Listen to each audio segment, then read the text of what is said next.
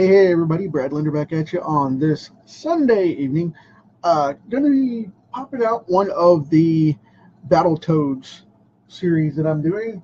Going to be coloring this bad boy pretty quick. Bear with me while I set it for the page in the channel so everybody can join us. And here we go. There. Okay. Cool deal. All right. Now everybody can see. Cool. So this is Zitz. He is one of 3 Battletoads. I'm going to show you the other 2. This is Rash, and this is Pimples. I will be doing these guys over the next couple days. And since it is Sunday and the Walking Dead's back, I pulled the Walking Dead card out of the Pool Boy Walker that I pulled out of the sets, and inked this up, did a gray tone over it, a gray wash over it, and white pinstriped with my new Jelly Roll white pins, my number 8s. White pinstriped the fencing there to make it pop out and stand out over it. So I thought that was a cool look, and it'd be fun to do. So hey, there you go. I'm calling him the Pool Boy Walker right now, or the Lifeguard Walker, whichever one you guys prefer. You can call him by that reference, no biggie. But whoever gets this card, awesome.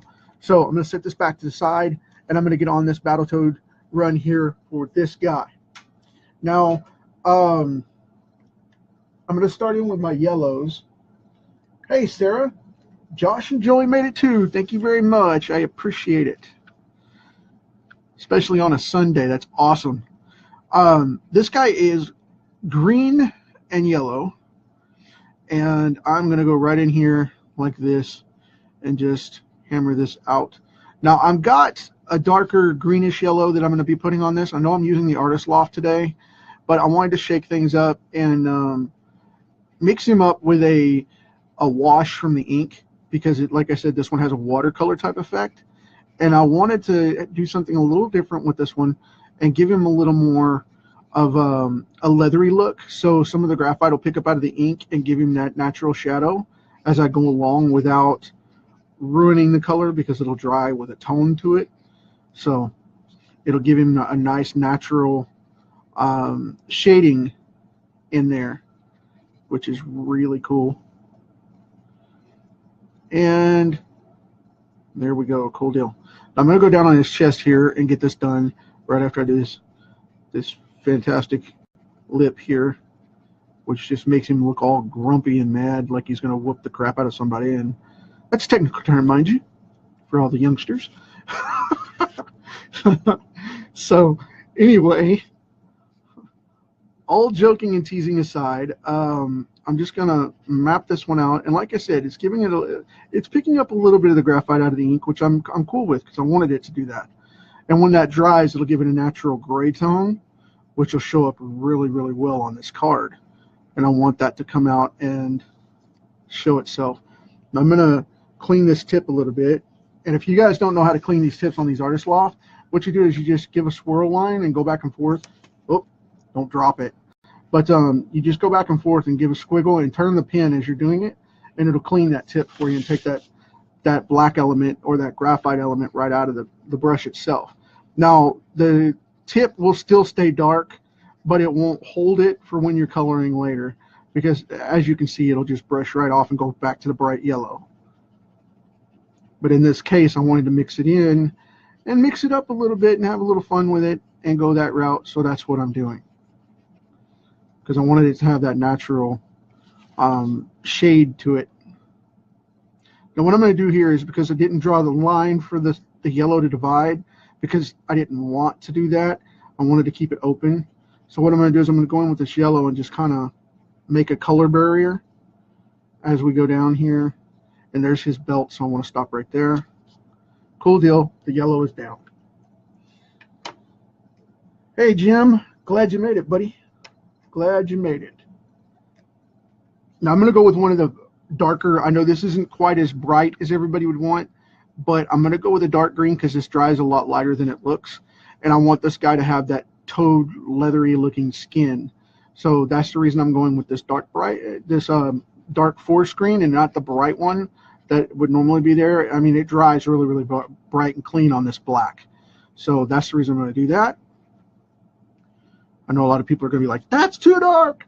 But trust me, it's not. It's not. It's going to dry about half this depth here. So, excuse my sniffles. The weather changed on us about 10 degrees this afternoon, and I'm feeling it right in my face. Okay, kind of smoothing that out. Oops, I went over just a little bit right there. Like I said, watercolors. I've talked about that before, these being very loose. So, I'm going to go right up here, grab this, spin this around a little bit so I can work that tip instead of having it flood over. Because in that yellow, I'm sure it'd put a big green spot, no problem. It'd be happy to do it. Okay, cool deal. Now, instead of going, well, I'm gonna go yellow on that spot too. I don't want it to look funky. I missed that spot. I need to get that right up under his neck right here in his chest.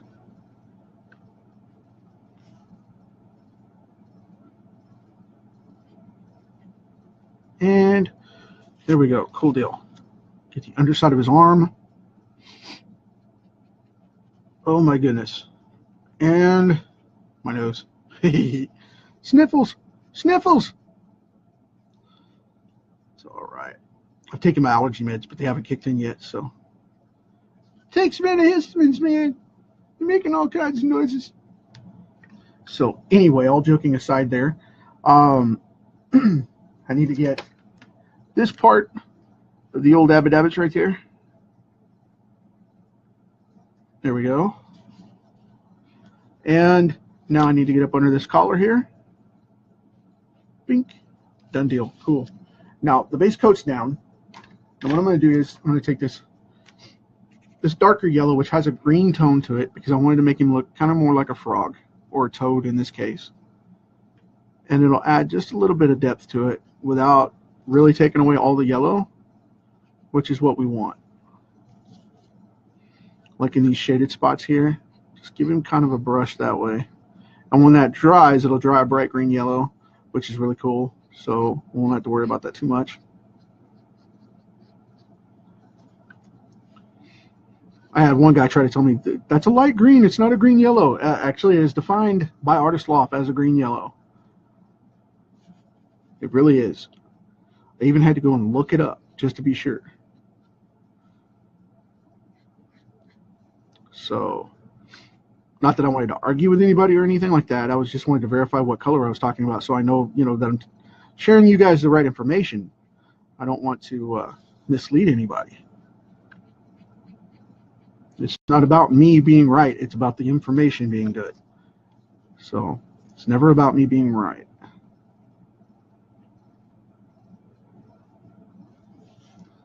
Just want solid info for you guys. So bearing that in mind, there we go. Cool deal. Now I'm going to take it right here under his eyelid, or this, not under his eyelid, but under this brow. I'm going to kind of streak it across here because I like the idea of it shadowing down just a little, and it gives it more of an animated feel. It gives it that rich animated 3-layer edge, like he's turning, his eyes turn under a little bit, like there's a ridge there, which is always really, really cool to look at. So now we've got that going on. I'm going to put this over here on this side of the jaw too. So it looks like he has a ridge to that jaw, and that chin's getting a little bit of light from that other side. Now we're going to come in from the chest here. I'm going to want to go outward like this, kind of feathering that out, avoiding getting it on that gauntlet. He wears a gray gauntlet. The fist is silver, and the rest of it is all black. So that's going to be gray toned here in a second, which I'm going to grab my Copics for, which I did not want to grab them before I went live. I wanted to grab the bag right as I got them on the fly so I could do a little more dynamic coloring with it, rather than just grabbing and going. Cool deal. Now we've got that going on. And we're going to put in these nice green eyes here. It depends on the one that, the version you use. But these guys normally have green or brown eyes. Like Pimples has brown eyes. He's got an amber eyes thing going on. So we've got that going on there. Now to make it look a little more interesting, I wanted to test this out because he has these really cool stripes, and they're dual tone. They're normally a darker green, but I like to go with the brown because that way they'll stand up a little more in the visuals. But he has these stripes, these tiger stripes going through his skin, and they're very subtle, but I wanted to pop them out a little more. So I thought this would be a neat little addition here to kind of add those in. Let's see how that turned out. Oh, it actually looks cool. I'm happy with it. Cool deal. Now, because of that, I'm going to go in and I'm going to put a little bit of a flick right along the edge of his eye and right along the outside here. And then in here, I'm going to put it on either side with the iris. And the people that think, there we go. That adds a little more vibrancy to him and makes that pop out. And because of this being on the back side, I'm going to put that in that dark yellow, so it'll make that eye pop out even more. And now I'm going to reach over here and grab my bag of tools.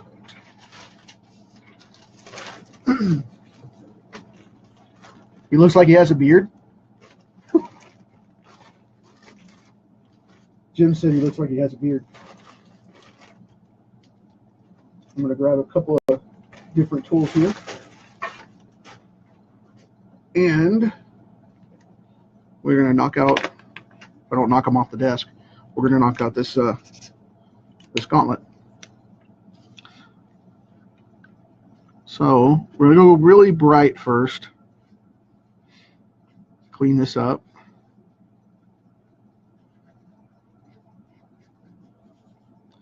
And I'm going to go in here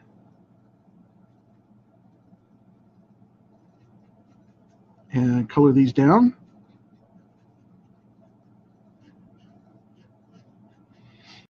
And this is a dull metal, so we don't have to worry about highlighting it too much. But I might add a white ink shine to it afterward. I don't know, maybe. Just depends on how well they come out. Because this is normally a flat black kind of thing, but I wanted to do this one because in later renditions, this has more of a cyborg type of feel to it. So I wanted to go a little lighter. Really cool belt down here. And it has spikes on it. So I'm going to go darker gray with this one eventually. I'm going to make these spikes a little lighter at first.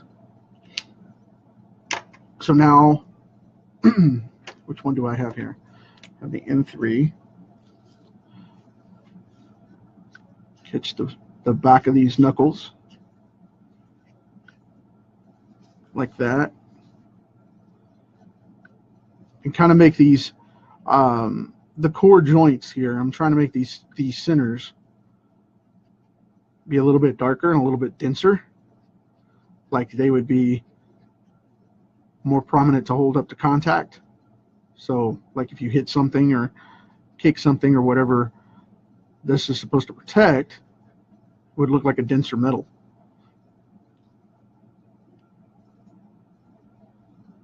But let's see how it comes out. You never know. You never know. Cool deal. All right. I like that. I'm going to go down in here on this main part of this form and put that a darker spot too. And now we're going to go with the C4 for these center pieces, I'm kind of going to pop a streak in like this, and it'll add a shade to them, a curve point. And that's what we want. That is exactly what we want here. It's a curve point.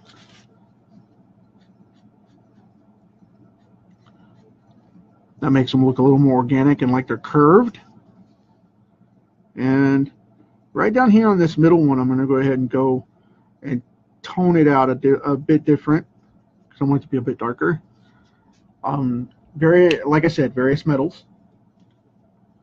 And then with the T4 here, just the right one, I want to go right along this edge and put in a different shade just to show, like I said, a different texture of metal in each one, and that's what I'm going after. Now, on this one, I'm going to darken up these knuckle points to make them look like they can handle an even harder impact than just the running metal along the edge. So every point is going to get a little bit denser and denser and denser, so it looks like it can handle more and more and more.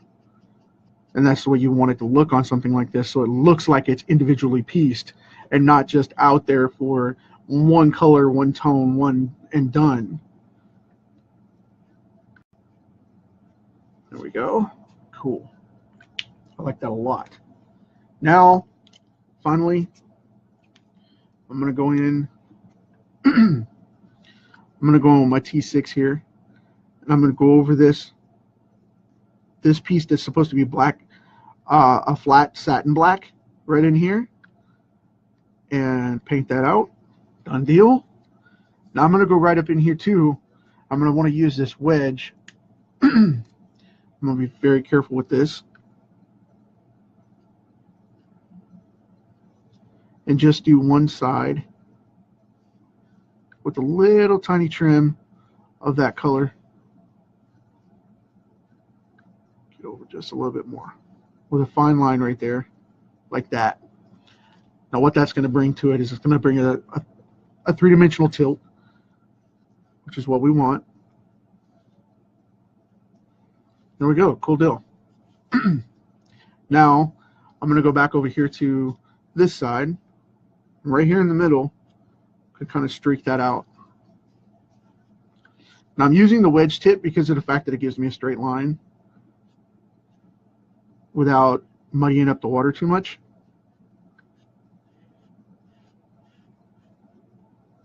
There we go. Cool. Very nice.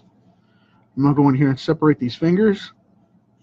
By putting the shadow on the one side like that, it gives it that curve and that dip between your hands, so you have that little line going through. And right here on the thumb, I'm going to go down like that. There we go. Cool deal. There you go.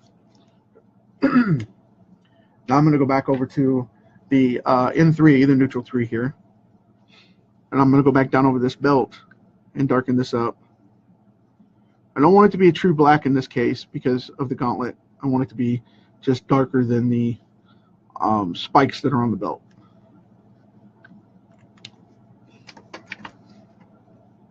And matter of fact, I think I'll go over it a little bit darker, just to make it pop a little more. Fleshing it out just a little bit, like that. And then I'll go back to EM3 here and add in a little bit of dimension shadow for the spikes. So, and right up in here in the inside of the eye, I want there to be a little gray to bring some of that color out. And now to add a pop, we're going to add some red around here for a hard flare, just to bring out that 90s video game contrast and make him really pop up.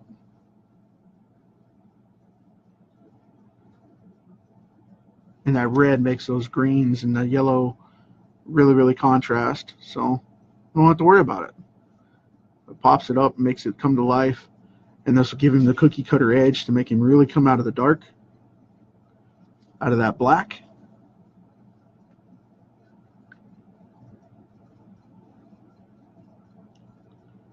And scream, you know, 1990s video games.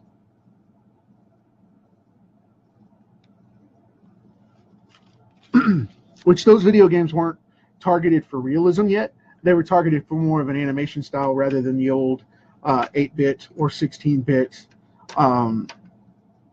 Nintendo, you know, early Nintendo, late Atari games.